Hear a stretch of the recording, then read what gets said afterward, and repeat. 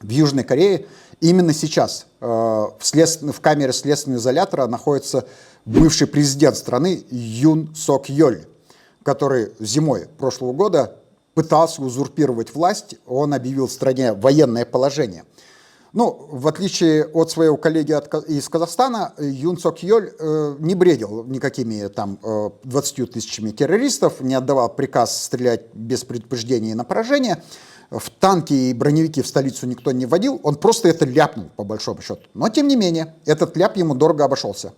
Независимый от президента Конституционный суд Южной Кореи признал этот указ о введении военного положения в Южной Корее от президента незаконным.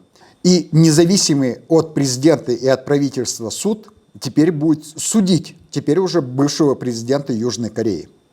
Еще раз подчеркиваю, во всех случаях речь идет о независимом суде. И это стало возможным только лишь благодаря тому, что суд абсолютно был независим от власти.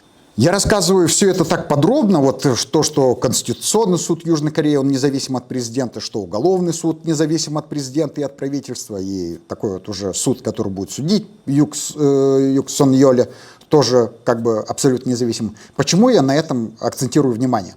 Потому что я предлагаю вам сравнить. Вот смотрите, есть страна, в которой есть абсолютно независимый суд. И в этой стране, как только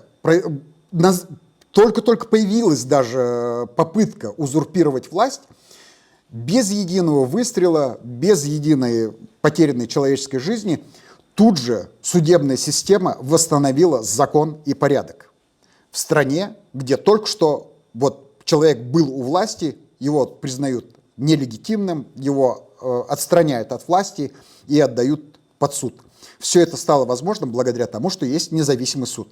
И для сравнения есть вот другой пример, наш казахстанский, где в январе 2022 года что-то произошло непонятное до сих пор для нас в коридорах власти. Тут же все это обернулось тем, что президент страны отдает приказ о том, чтобы стрелять на поражение без предупреждения, вводит в страну иностранные вооруженные силы, и все это заканчивается большим кровопролитием. Больше 200 человек официально были убиты, тысячи людей были запытаны, подверглись пыткам, сотни людей были незаконно осуждены и признаны террористами. Все это стало возможным, потому что у нас в стране нет независимого суда. Все суды в тот момент выполняли то указание, которое поступило сверху. Как говорится в рекламе, почувствуйте разницу.